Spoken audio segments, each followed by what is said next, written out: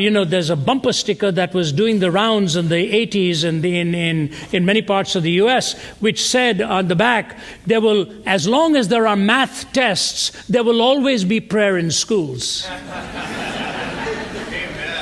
It's true. You can't ban a student from praying when he's looking at a question paper in an exam and he knows he's going to flunk it. You better believe he's going to call out to God. In fact, I don't know how many of you know the name of Richard Dawkins. Do you know the name of Richard Dawkins, that very noted atheist, belligerent atheist? I want to tell you something fascinating that happened, and this is a true story. It happened a few months ago.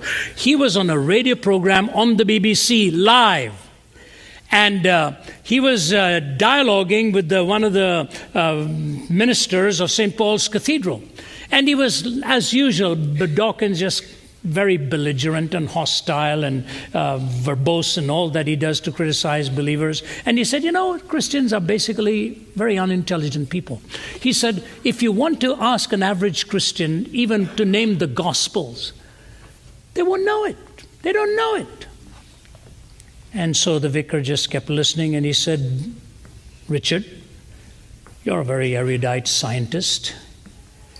And Richard's just nodding, you know. He said, your favorite book is The Origin of Species, right, by Darwin? He said, right. He said, Richard, can you name the full title of the book? This happened live. And Dawkins said, oh, yeah, I know it's a much longer title than The Origin of Species. So the vicar said, go ahead. Name it for me. I'm quoting this to you now, please forgive me. This is the way it went. Richard Dawkins says, The Origin of Species, oh my God.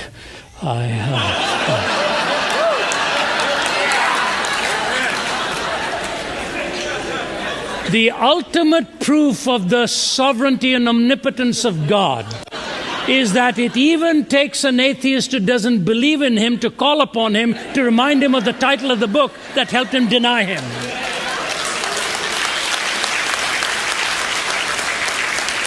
And the next morning's newspaper said, and I quote, it's been a bad week for atheists.